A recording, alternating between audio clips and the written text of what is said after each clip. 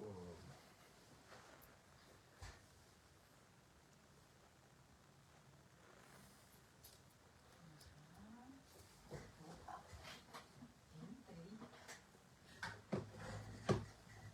Olha, você é a primeira.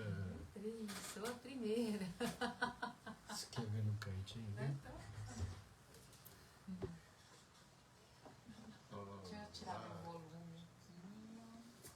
Ó, já tô vendo algumas pessoas já também entrando na live. Isso aí. Ó, a Janaína Oi, Fiore. Janaína, boa noite. Boa noite, Janaína. E mais algumas pessoas que a gente não consegue ver. A gente vê um número, né? Mas não aparece aqui ainda quem tá com a gente. Então, boa noite pra vocês. Deixa o boa noite aqui no chat. É tão gostoso ler esses boa noites. É isso aí. Hoje é um tema bem legal, bem interessante. Ó, a Catarina, minha querida. Boa noite, Catarina. Isso aí. Deixa eu já compartilhar aqui essa live no meu perfil. Muita gente assiste a live através do meu perfil e eu acho que do perfil de vocês também. Então, bora lá compartilhar o link da live. Boa noite, Catarina. Legal, gente. Pessoal chegando. A Rebeca, boa noite, Rebeca. Boa noite para Rebeca, para Catarina, que está deixando boa noite aqui no chat também. Olha aí a tia Wanda, que está assistindo a live ao vivo hoje. Um abraço aí para a tia Wanda, para São João do Caiuá. É isso aí. Né? Onde você nasceu. Onde eu nasci, inclusive. Muito bom. E aí, tia, tá torrando muito café, moendo muito café essa semana. Ela me mandou uma foto, né? Mandou pra você, aliás, e você encaminhou pra mim, fazendo café do modo antigo. Lembrei da chácara do meu avô. Legal. A Branca também aqui. Branca chegou. Legal, Branca. A live só começa depois que você chega. A hora que a Branca chega, eu falo, opa, tá tudo normal. A Regina Takashima. Boa noite, Regina. Regina que estava lá na Colônia Esperança aquele dia, estava fazendo uma comidinha gostosa. Sim, verdade. Festa do ovo e do abacate, sim, estivemos lá, né, meu amor? Sim. Marley, querida, boa noite. A Ivone Costa também Ivone. Participando aqui com a gente na live. Deixa eu ver o que mais.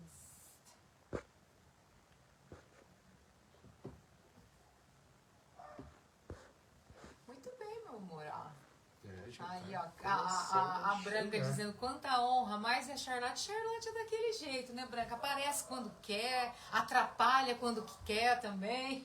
Nesse momento ela tá correndo ali na grama. Ela é a rainha da casa, ela corre onde ela quer, sobe onde ela quer. Charlotte, vem cá. Vem aqui, fala boa noite aqui pro pessoal da live. Pessoal, aí depois você pode brincar, tá bom? Olha aí. Olha lá. Olha. Fala oi. Fala oi, pessoal. Estou crescendo, ó. Vocês lembram que ela era bem filhotinha, né? Uma coisinha de nada. Ai, que lindo. A Ivone Costa. Olá, boa noite, casal super simpático. Obrigada pelo carinho, Ivone. Nossa, quantas pessoas já estão ao vivo aqui com a gente. Muito bem. Vai ser legal. Muito bem. Enquanto isso, ó, quem ainda não compartilhou o link da live no perfil, corre lá, facinha, lá na flechinha.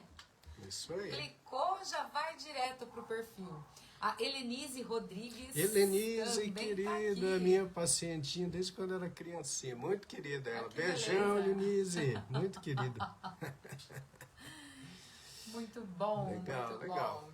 Bom. Acho que já dá pra gente começar a conversar, né? Acredito que sim. Bom, gente, então hoje a gente vai discutir o capítulo 14. A Daniele Barzon aqui, Dani. Deixa eu ver, acabou de entrar também. Boa noite, Dani, seja bem-vinda. É isso aí.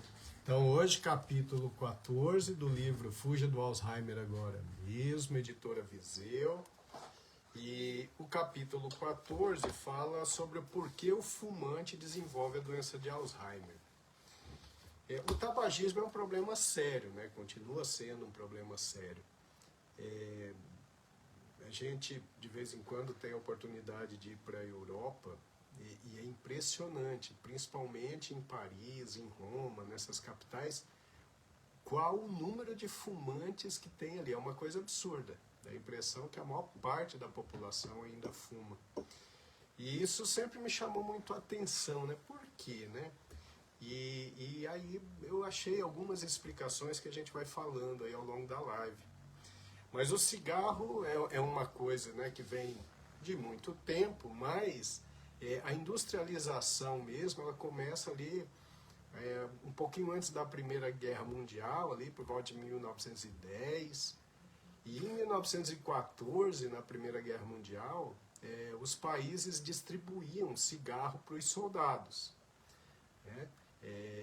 Isso era interessante porque na época não se sabia os malefícios que o cigarro trazia, então era uma forma de agrado para os soldados, principalmente os soldados europeus. No final da Primeira Guerra, então já tinha muita gente com aptidão ao cigarro, né? Então ali na Europa. E esse consumo ele foi aumentando. Quando a gente chega ali na Segunda Guerra Mundial, aí a coisa descamba mesmo, né? A grande maioria dos soldados recebiam cigarro. Os soldados americanos, por exemplo, quando eles voltam da Segunda Guerra Mundial, de cada 2 que sobreviviam, um ficava viciado. Então vocês vejam que a partir daí a indústria do cigarro ela foi crescendo muito e na época gerava muitas divisas. Quando a gente ouve falar do Plano Marshall, que é o plano de recuperação na Europa pós Segunda Guerra Mundial, a indústria do cigarro tinha um papel importante, porque era uma indústria lucrativa para fazer a economia crescer. Então, fumava, e as indústrias de cigarro ganhavam um absurdo, né? E, na época, o forte era realmente a propaganda, né? A parte de propaganda do cigarro sempre chamou muita atenção, né? Quem é da nossa idade aí se lembra das propagandas de cigarro nas décadas de 70, 80, até começo da década de 90. Eram propagandas muito chamativas, né? Dava a impressão de que fumar era o segredo para a felicidade, para as conquistas, né? O segredo para o relaxamento, o segredo para o poder. E isso foi convencendo muita gente. Tem uns dados interessantes aí na história do consumo do cigarro. Ali por volta da década de 50, praticamente só os homens fumavam. E os grandes comandantes ali da indústria do cigarro, um teve a ideia, falou, olha gente, a gente está perdendo metade da população que não fuma. Então a gente precisa mudar isso. E aí, na época, o New York Times, um jornal americano, ele publicou lá uma bela de uma reportagem e o título era As mulheres começam a acender a tocha do poder. Então isso era, né, e é uma época em que o movimento feminismo está começando a crescer também nos Estados Unidos. Então as mulheres começam a associar o fato de fumar a terem liberdade, porque até então os homens não permitiam. Mas isso para a indústria do cigarro foi fantástico, porque o crescimento, né, do número de pessoas que fumavam dobrou. E aí segue a história, né? Era muito cigarro. E aí no final da década de 50 já começam a aparecer alguns estudos mostrando o potencial cancerígeno do cigarro. Acontece que a indústria do cigarro era muito bem articulada e essas mensagens chegavam de forma muito deturpada para a população geral. E a indústria do cigarro, ela investia em trazer dúvidas. Então, ela analisava estudos, fazia seus próprios estudos e dizia, olha, ainda não está confirmado que é cancerígeno. Então as pessoas iam usando. E o consumo de cigarro foi aumentando. Ali talvez na metade da década de 70, nos Estados Unidos começou a haver uma campanha anti-tabagismo, porque já tinha muitos estudos mostrando o potencial cancerígeno.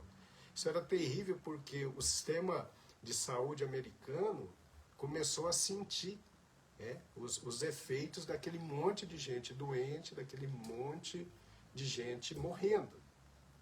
E então veio uma campanha anti-tabagismo. E aí teve uma fase em que diminuiu um pouco o consumo nos Estados Unidos e quando diminuiu o consumo lá nos Estados Unidos, eles aumentavam a publicidade nos países em desenvolvimento, como no Brasil, por exemplo. Porque a indústria do cigarro tinha que continuar vendendo muito cigarro. Então, aí aumentava a prevalência de fumante nos países pobres, como o Brasil, por exemplo. E assim as coisas seguiram. E aí, quando foi em 1991, mais ou menos, um pesquisador japonês chamado Hirayama, ele era do Instituto do Câncer em Tóquio, ele publicou numa revista muito importante, uma revista médica chamada British Medical Journal, a correlação que existia entre as mulheres dos fumantes e as mulheres dos não fumantes, ou o cônjuge do fumante e do não fumante, e ele conseguiu mostrar estatisticamente que o cônjuge do fumante tinha muito mais chance de desenvolver câncer do que o cônjuge do não fumante. Então isso foi assustador na época para todo mundo, porque até então o cigarro, o vício, ele era uma atividade privada do indivíduo. Ele se matava, problema dele. Mas a partir do momento em que os estudos começam a mostrar que o fumante passivo vai ter problemas, e às vezes mais problemas, a gente ainda vai falar sobre isso, então aí começa aquela segregação dos fumantes, que a gente presenciou. Primeiro, a princípio tinha um local separado para os fumantes. Hoje, num avião, por exemplo, ninguém fuma. Quando eu comecei a viajar de avião, final da década de 90, você ainda comprava assento para fumante ou para não fumante. Então hoje não tem mais esse espaço. Então vocês vejam que teve toda ali uma evolução do cigarro, do início, do apogeu e da queda. Essa história, eu vejo similaridade dessa história com o açúcar. Eu acho que o açúcar é o cigarro da década de 40 e 50. Eu acho que daqui a algumas décadas alguém vai estar fazendo uma live falando, olha, o pessoal comia açúcar e tinha até propaganda de chocolate na televisão. Tinha até propaganda de refrigerante na televisão. Então eu acho que existe essa similaridade. Eu acho que o cigarro ele é destruidor. O açúcar não é menos destruidor, não. É muito parecido, tá? Bom, então, e por que os fumantes conseguem ir destruindo o organismo? Isso eu vou falar. Mas uma coisa que eu falei para vocês, por que os europeus fumam demais, Então, eu procurei isso, busquei algumas explicações, vi alguns estudos, é algo muito controverso, mas se fala muito na tradição mesmo. Porque se vocês imaginarem que no final da década de 40 ali, mais de 70% da população era fumante, então isso vai ficando meio que cultural. Então talvez por isso, por uma questão cultural e social, que os europeus fumam muito, principalmente os parisienses, meu amor? Sim. O pessoal de Paris é impressionante como eles fumam, como é intensa, como é intenso o uso do cigarro lá, tá certo? Então essa foi só uma introduçãozinha histórica e agora a gente vai falar dos problemas propriamente ditos. Meu amor, você quer dar mais umas boas noites aí? Sim, tá com a gente aqui o Juliano Ferreira. Boa noite para você. Juliano. Tô vendo ali, Marlene Martins também assistindo aqui a live com a gente. O Toninho da Ambulância tá por aqui. Vereador, boa noite para querido. você, Toninho. O Sérgio Cordaço também tá por aqui. Deixa eu ver, a Neuza Baronesa. A Neuza, inclusive, querida, fez um comentário sobre aquilo que você estava falando da indústria, incentivar mulheres a fumar, dizendo assim que era elegante a mulher que fumava, sim.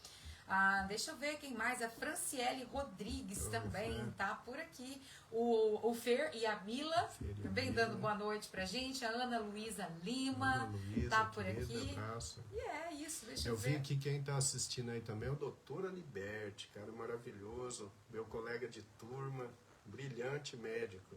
Isso. Abraço. E pra mim apareceu aqui agora também o Robin. Tá assistindo, né? Direto de Xambrê. Isso aí. Muito legal, ó. E o Toninho dando boa noite pra você, dizendo, meu mestre, parabéns pelo seu trabalho e compromisso com a saúde do nosso povo, né? E também pelas suas palestras na internet. O Douglas Rodolfo Plastina também acabou de entrar aqui. Galerinha. Muito bom, gente. Pode continuar. Então tá, então vamos lá. Então, o capítulo em si, agora eu vou começar a falar do livro mesmo, né? Então, primeiro que o tabagismo é a principal causa evitável no mundo. Olha, terrível isso, né? Principal causa evitável no mundo. Quando a gente fala também do cigarro eletrônico, é ruim, é bom. O cigarro eletrônico, na verdade, ele é pior do que o cigarro convencional. Eu tenho visto uns estudos ali do pessoal do INCOR em São Paulo, mostrando o seguinte, mostrando que crianças, adolescentes de 16, 17 anos, já têm estragos orgânicos que só eram vistos naqueles fumantes de cigarro convencional depois de muitos anos de tabagismo. Ou seja, faz um mal muito maior, né? Tem algumas apresentações de cigarro eletrônico que tem uma concentração 20 vezes superior de nicotina do que o cigarro convencional. A nicotina é a parte do cigarro que faz o indivíduo ficar viciado, tem uma ação direta no cérebro com liberação de dopamina, atua naquele sistema de recompensa. Então, o cigarro eletrônico é uma catástrofe, tanto que a Anvisa proibiu a comercialização no Brasil. E só que isso é um problema também, por quê? Porque está chegando muito produto clandestino, que aí tem uma qualidade pior ainda, né? Uma qualidade, quer dizer, não tem qualidade. Vocês vejam como isso é complicado. E interessante que quando o cigarro eletrônico surgiu, ele surgiu como sendo uma possibilidade de tratamento contra o tabagismo convencional. Inclusive na Inglaterra eles adotaram esse discurso. Uma grande besteira, né? Um grande erro. Por quê? Por que eles pensavam isso? Porque o cigarro eletrônico ele não tem a combustão. Então ele deixa de eliminar algumas substâncias. Mas, em compensação, tem muitas outras ruins. Principalmente essa concentração maior de nicotina que leva a um vício ainda maior. Certo? E existem várias substâncias ali no cigarro eletrônico que são cancerígenas. A própria nicotina, ela não funciona só para trazer o vício, mas ela interfere, ela muda as moléculas de DNA e aumenta a chance de proliferação de células cancerígenas. Então, o cigarro eletrônico é tão ruim ou pior até que o cigarro convencional. Existe uma preocupação muito grande com os jovens, com os adolescentes, com crianças que utilizam cigarro eletrônico, porque esse cigarro ele produz um vício terrível, com destruição cerebral e destruição pulmonar. Já existe até uma doença relativamente nova, que não se descrevia até então, de acometimento pulmonar difuso, uma pneumonite intersticial, que é uma coisa muito grave, nos fumadores de cigarro eletrônico. Poucos vão ter isso. Agora, a destruição da capacidade cognitiva é para todos os que utilizam. Então, já tem estudos muito bons mostrando que a utilização do cigarro eletrônico diminui a capacidade cognitiva, ou seja, diminui a inteligência, diminui a memorização, a capacidade de raciocínio, todos os domínios cognitivos são prejudicados pelo uso do cigarro eletrônico. Tá certo? Bom, tem um monte de estudo mostrando que os fumantes envelhecem mais rápido, não é? Isso é bem óbvio, né? Para quem conhece os fumantes, eu no consultório eu tenho alguns pacientes que ainda fumam e a gente vê realmente que há uma aceleração do processo de destruição celular. O fumante ele envelhece muito mais rapidamente. E aí tem uma frase no livro do Dr. David Sinclair, da Universidade de Harvard. O Dr. David Sinclair é o principal cientista mundial na parte de terapia de longevidade. É um indivíduo que estuda como as pessoas vão envelhecendo e que as pessoas podem fazer para retardar esse processo de envelhecimento. E ele escreve o seguinte, abre aspas, provavelmente eu não serei a primeira pessoa a lhe dizer isso, porém vale a pena repetir, fumar não é uma atividade privada e sem vítimas. Os níveis de aminas aromáticas na fumaça do cigarro que danificam o DNA são cerca de 50 a 60 vezes mais altas no fumo passivo do que no ativo. O que significa isso? Que o fumante passivo, aquela pessoa que está perto de quem está fumando, sofre ainda mais, os malefícios são ainda maiores. Porque o nível de aminas aromáticas daquela fumaça que sai sem o filtro e que quem está perto respira é altamente cancerígeno. Altamente cancerígeno. Vocês vejam bem, né? Isso vai ao encontro do estudo lá do Hirayama em 1991-92. Isso é um detalhe importante. Então nós não devemos apenas combater o cigarro, mas nós devemos ficar longe de quem estiver fumando. E o cigarro é uma indústria sem ética nenhuma, né? Eu vi também, eu já estudei que ali na década de 70, a Marlboro, né, que era uma grande produtora de cigarros, ela disparou no mercado e ela vendia mais caro porque era um cigarro mais saboroso. Na verdade não era mais saboroso, viciava mais. Alguns pesquisadores da Marlboro descobriram que se você colocasse amônia na composição do tabaco, você conseguia transportar a nicotina que viciava através do sangue de forma muito mais rápida e efetiva. Então o cigarro, ele viciava muito mais. O Marlboro, a princípio, ele viciava muito mais que qualquer outro cigarro. Mas aí, com o tempo, os concorrentes viram que tinha alguma coisa errada, porque a Marlboro estava disparando nas vendas, e foram analisar o cigarro e descobriram a adição de amônia. E o que essas outras empresas de cigarro fizeram? Colocaram amônia no cigarro deles também. Então, sem ética nenhuma. Né? Eles eram produtores, tem até uma propaganda que eles fizeram ali na década de 80, um grupo de executivos sentados, assim, fumando, e eles falavam, gente, é o seguinte, o nosso negócio é produzir nicotina. Nosso problema não é de saúde pública, o problema de saúde pública é o governo que resolve. Então era um negócio totalmente antiético. Né? Então o cigarro ele é horrível desde a sua formação. Né? Eu também vejo uma similaridade com a história da cana-de-açúcar. Né? Então, repetindo para vocês, eu acho que o açúcar é um cigarro lá da década de 50, quando todo mundo fumava e não sabia o tamanho dos males que vinham pela frente. Bom, é isso. No cigarro, já se identificou mais de 4.720 substâncias tóxicas. É muita coisa, né? E dessas tantas aí, pelo menos 50 a 60 delas são altamente cancerígenas.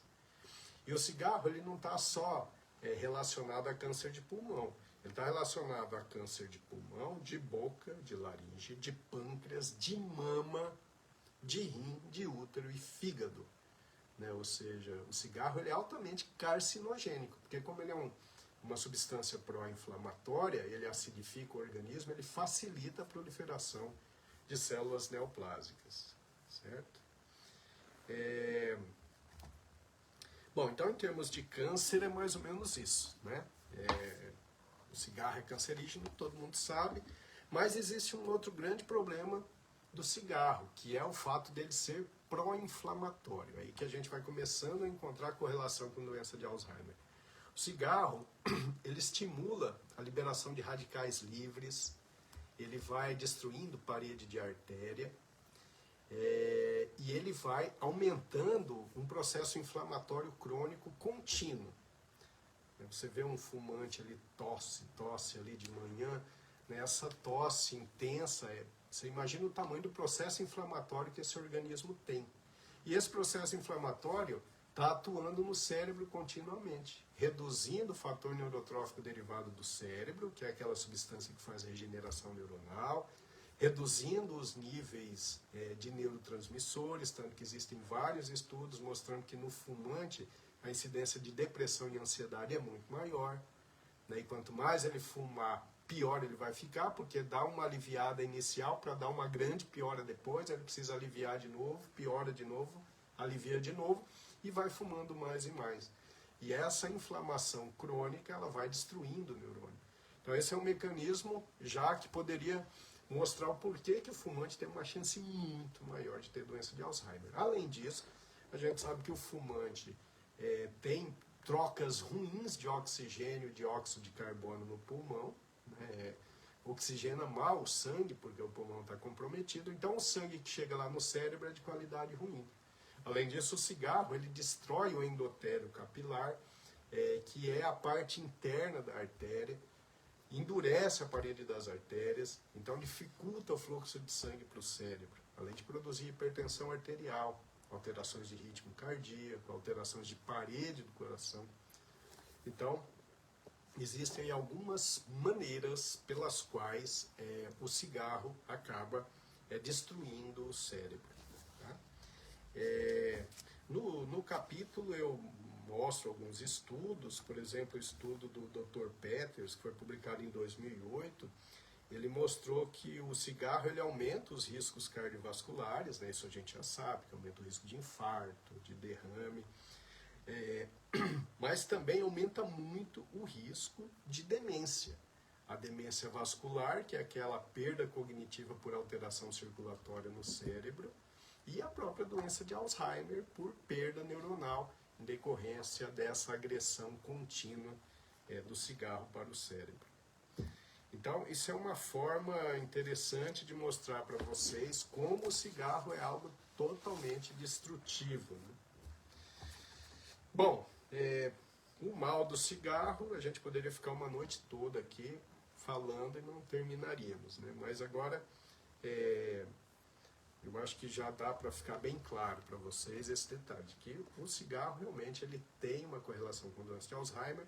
A doutora Gil Livingston, da University College of London, que é uma grande estudiosa em fatores de risco para a doença de Alzheimer, ela coloca o tabagismo como um fator de alto impacto, de muita importância para o desenvolvimento de doença de Alzheimer.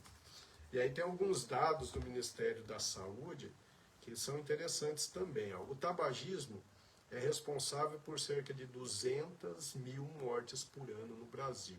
200 mil mortes. Está relacionado a mais de 50 doenças. É responsável por 90% das mortes por câncer de pulmão. É responsável por 25% das mortes por doenças coronarianas, que é o infarto agudo do miocárdio. É responsável por 85% das mortes por bronquite e enfisema pulmonar. É responsável por 25% das mortes por derrame cerebral. E é responsável por 30% das mortes por câncer de boca. Então, é uma coisa assustadora, né? Sempre lembrando que o fumante passivo, aquele que está do lado do fumante, corre os mesmos riscos, se não até riscos maiores. É a Celeste, inclusive, aproveitando, ela pergunta isso, né? O fumante passivo sofre mais ou menos que o fumante ativo? Sofre tanto quanto ou até mais. E os riscos são os mesmos, Celeste. O risco de desenvolver câncer, de desenvolver bronquite, de desenvolver enfisema pulmonar, de desenvolver demência vascular, doença de Alzheimer, é a mesma coisa. Eu tenho um casal aqui em Arapongas, que é um casal muito querido, é claro que eu não vou falar o nome, ela é minha paciente desde 1997, E o marido dela é um cara muito gente boa também. E eles sempre foram juntos nas consultas. Ele fuma muito. Ela nunca fumou. E aí, depois de vários anos, ela começou com um quadro pulmonar. E quando foi investigar, ela tinha um pulmão pior que o dele. E ela, na época, ficou muito brava com ele e tal. Aí, eles estão juntos ainda, né? Mas ele continua fumando. Ele já teve um AVC, mas ele continua fumando. E ela próxima ali. Né? Então, o cigarro para o fumante passivo realmente é algo muito ruim, terrível. Mais alguma coisa aí? De mais uns boa noites? Tem boa noite aqui da Neila Mantovani. Neila, lá de Colorado, deixando abraço, um recadinho pra gente aqui. A Sara Fedrigo também Sara, tá querida. com a gente. E é isso, meu amor. Aí, só atento às informações. Sim, aí vocês tentem elaborar umas perguntas aí, porque agora eu vou falar, já terminando, falando sobre um programa que existe no SUS, né, que é um Programa Nacional de Controle do Tabagismo, do Ministério da Saúde, que oferece o tratamento para o vício, né, e é de graça e, teoricamente, todo mundo teria acesso a esse tipo de tratamento. Eu vou colocar mais ou menos as bases aqui. Nós temos lá 5 itens importantes nesse programa. O primeiro é a conscientização dos malefícios do cigarro. Esse é o primeiro passo, né, que é isso que nós estamos falando aqui. Quem fuma e ouve isso que nós estamos falando, já pode criar uma consciência bem consistente de que o cigarro realmente é muito maléfico. Então esse é o primeiro passo para que o indivíduo tenha a vontade de parar de fumar, conhecer os malefícios, né? E às vezes também, eu tenho pacientes, por exemplo, que eles fumam, mas nasce um filho pequeno, ele para, né? Porque aquilo ali é um estímulo, ele sabe que se ele fumar, o filho vai ter as consequências, né? Então, mas a primeira coisa é saber desses detalhes, saber da importância que é o tabagismo na destruição orgânica. Bom, o segundo é geralmente o desejo e a disposição de parar, que é uma consequência do primeiro. Se o indivíduo sabe os males que o cigarro faz, então a gente vai imaginar que ele vai desenvolver uma disposição para parar de fumar. O indivíduo para de fumar se ele estiver realmente motivado, né? E ele vai ter que seguir firme no objetivo. No início é bastante sofrido, é bastante difícil, e então tem que estar realmente bem motivado. Bom, o terceiro item é terapia de reposição de nicotina. Os estudos mostram que isso realmente auxilia na parada, né, do cigarro. E aí tem várias formas, tem adesivos transdérmicos, tem pastilhas, tem spray nasal, e isso auxilia muito a reduzir, a conter aquela fase de abstinência, né, da nicotina, porque é a nicotina que faz o indivíduo ficar realmente viciado. Por isso que o cigarro eletrônico vai funcionar da mesma forma, né? O cigarro eletrônico não tem o alcatrão, mas tem outras substâncias que são altamente cancerígenas. Eu acho que o propileno glicol é uma substância importante, é um veículo importante do cigarro eletrônico. Propileno glicol, ele é muito cancerígeno. Ele inalado, ele é muito cancerígeno. E então o cigarro eletrônico é tão ruim, ou talvez até pior que o cigarro convencional, e um grande problema de saúde pública para crianças e jovens. Um estudo que eu vi também muito interessante é que criança e adolescente que usa cigarro eletrônico tem um atraso no desenvolvimento neuropsíquico. Então, principalmente aqueles que fumam antes dos 25 anos de idade, eles vão ter uma deficiência de formação cerebral. Vejam que coisa catastrófica que é isso, né? Então, o pessoal do INCOR em São Paulo está preocupado justamente com isso, porque é uma quantidade enorme de pessoas que usam, né? Muitas crianças, muitos adolescentes. Muitas. Inclusive, você falando, eu me lembro, porque eu trabalho no universo escolar, e eu sei o quanto nós que somos ali, né, do corpo docente, da coordenadoria pedagógica, Então a gente vê crianças mesmo Sim. usando, e o que deixa mais triste é que quando a gente vai conversar, vai fazer um trabalho de conscientização, muitos deles dizem que os pais sabem e que os pais também fumam. Então deve existir aí, não sei, algum aspecto lúdico de pensar que talvez por ele ter um sabor, por ele ter um aroma, talvez ele não faça mal, ele passe como amiguinho, como algo que não é tão maléfico, mas ele é maléfico. Tudo que você está dizendo aí, eu estou trazendo para a minha realidade do trabalho. Eu espero sim que muitos pais assistam e que fiquem atentos mesmo, né, no que as crianças estão fazendo, porque às vezes eles pegam de um amigo, eles pegam do irmão mais velho, eles pegam até dos próprios pais, porque querem ali se sentir, não sei, se firmar, né, na idade, no grupo, e aí eles começam a usar esse tipo de cigarro, né? Bem ruim mesmo. Terrível, Desculpe abrir esse parênteses, mas eu acho isso tão, né, significativo. Então, concluindo, então, primeiro, conscientização dos malefícios, desejo de disposição de parar, terapia de reposição nicotínica. Quarto, terapia cognitivo-comportamental. Isso pode ser um apoio definitivo para parar de fumar, né? Fazer uma psicoterapia. Teoricamente, o SUS deve oferecer isso, né?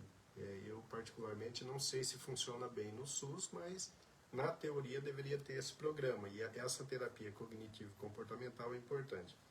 E o quinto item é a medicação. Muitas vezes a gente tem que utilizar alguns medicamentos, o médico vai escolher um medicamento para o tabagista, para reduzir aquela ansiedade pela falta de cigarro, para reduzir a compulsão. Então é muito comum as pessoas pararem de fumar e começarem a comer muito carboidrato de alto índice glicêmico e ganhar peso por uma ansiedade.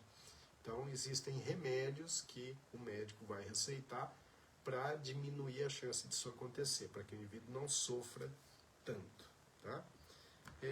Bom, então, só concluindo, lembrar que a história do cigarro é uma história muito feia, muito ruim, muito antiética, assim como a história do açúcar.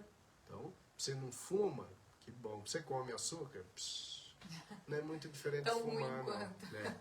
Então, mas o cigarro é extremamente antiético. Lembrar que o crescimento do uso do cigarro, ele tem só o apelo comercial, ninguém está preocupado com a saúde de vocês, mas só preocupado em vender cigarro, né? Lembrar que o cigarro eletrônico ele surgiu como sendo uma promessa para ajudar as pessoas a pararem de fumar, e quando foram fazer as primeiras pesquisas, se descobriu que o cigarro eletrônico é ainda pior pela concentração maior de nicotina, que chega a ser 20 vezes superior à nicotina do cigarro convencional. Lembrar principalmente que o fumante passivo ele está exposto aos riscos, talvez até riscos maiores do que o indivíduo propriamente fumante. E lembrar que, se quiser parar de fumar, tem um programa pelo SUS, né, que é baseado em alguns detalhes que podem ajudar a parar de fumar. Eu, particularmente, tenho muitos pacientes que pararam de fumar. Me lembro de pouquíssimos que seguiram esses trâmites, usaram esses itens. Eu me lembro de muitos que pararam devido ao susto. Paciente que teve um infarto, né, aqui em Arapongas eu conheço 2 médicos que eram fumantes. Eles tiveram um infarto, eles pararam imediatamente, não precisaram de nenhum tipo de apoio. Eu tenho uma paciente muito querida que está no meu programa de neuromodulação, que estava entrando num quadro de demência vascular e ela tinha que parar imediatamente. E quando ela entendeu o que era demência vascular, ela parou. Já tem anos isso, acho que deve fazer mais de 10 anos que ela faz a neuromodulação e que ela não fumou mais. Então, normalmente, na minha experiência clínica de 30 anos praticando a neurologia, eu vejo que às vezes o susto, né, e a conscientização é muito efetiva para fazer as pessoas pararem de fumar. Tá? Então é isso, gente. Olha só que comentário legal. Ó, alguma coisa aconteceu que os meus comentários anteriores, eles sumiram aqui, tá vendo? Não aparece. Mas esse aqui da Daniele, que ela entrou agora, né, fez esse comentário agora, é bem interessante, porque a Dani, ela era responsável pela farmácia do posto de saúde. E ela diz, né, que o medicamento desse programa de tabagismo era a bupropiona. E também adesivo, goma, e além do atendimento psicológico. Ela diz que não sabe como está o programa de saúde hoje, mas ela se lembra que vários pacientes pararam de fumar por uso desse tratamento aí, sim, é um programa do SUS. Sim, legal. Ó, o Toninho, ele colocou uma coisa legal aqui, ó. Sim, pois Né, era isso. isso. Que eles fizeram uma indicação, né? Aqui em Arapongas, proibindo o uso de drogas ilícitas nos parques, né? E ruas, drogas lícitas em pequenas, E entre essas proibições estava lá a proibição do cigarro eletrônico. É algo muito importante. E é bacana que ele fala assim que também com colocação de placas. Opa, isso pulou. Isso, colocação de placas, sim. Né, com informações, né? Conscientizar é importante. A informação tá lá. Sim. Era esse aí o comentário do Toninho mesmo, que tinha sumido aqui na minha plataforma. O Toninho é um vereador aqui de Arapongas, é um vereador muito atuante, né? Agora é candidato novamente.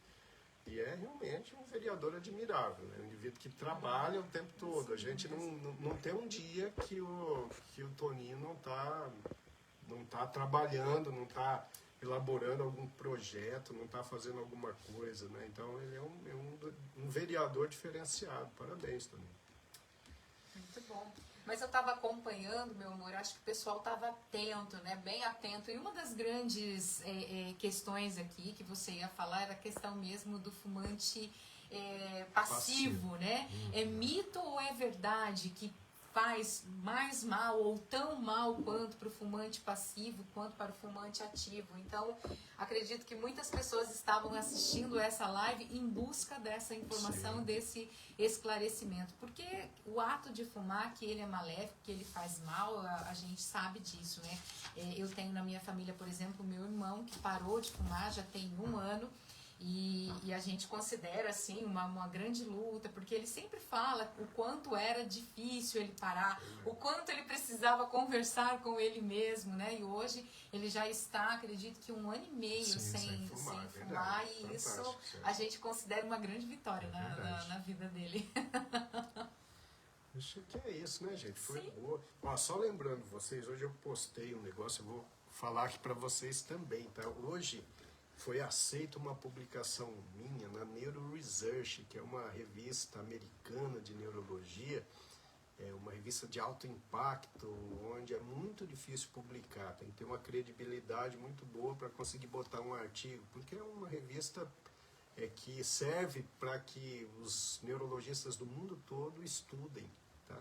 Então eu postei aquilo ali porque realmente é um momento muito feliz para mim. Conseguir publicar uma pesquisa na Neuro Research é algo muito, muito importante.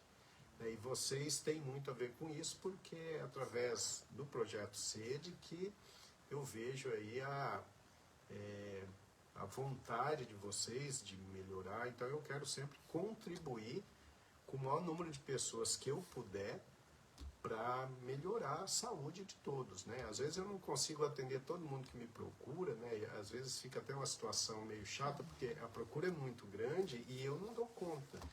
Então o nosso projeto SED, ele está aí justamente para isso, para tentar ajudar também essas pessoas que não são pacientes, que não conseguem passar ali por mim, mas as informações boas eu estou dando aqui para vocês nas lives, nos vídeos, nas postagens, tá certo?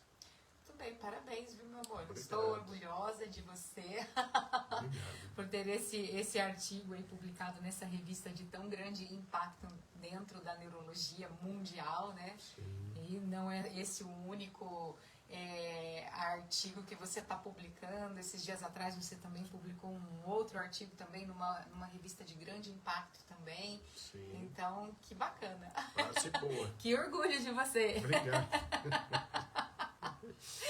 É verdade, gente. Legal. Muito bem, acho que terminamos por aqui, né? Informações dadas. Sim, daqui 2 semanas a gente vai fazer a live sobre o benefício da leitura para o cérebro. Vai ser legal também. Excelente. E só lembrando, muita gente pergunta, e onde eu encontro o livro para poder comprar, né? você encontra esse livro, é claro, nas plataformas, né, de vendas de livros, como a Amazon, Americanas, no próprio site da Viseu. Então é só dar aquela pesquisada, como a gente diz assim. No consultório também. No consultório é melhor porque tem já a dedicatória e é mais barato. A gente consegue vender um pouco mais barato do que está sendo vendido nas livrarias, tá? Então, na Clínica Neurológica, Dr. Milton Medeiros, ali na Rua Drongo 2060. Mas para quem não está aqui em Arapongas ou na região, né, procura, faz uma pesquisa, escreve lá na barra do Google, fuja do Alzheimer agora mesmo, que ele já automaticamente te direciona aí para um local seguro de vendas. É isso, pessoal. Foi um prazer e a gente se vê daqui a 15 dias. Ai, por falar no meu irmão que eu citei aqui, amanhã é aniversário dele, César. Parabéns. Parabéns, cunhado. viu? Felicidades pra você, muita saúde. Pra quem vai assistir a live depois também, fica aqui o nosso carinho, o nosso grande abraço. Valeu, Tchau, pessoal, gente. até mais.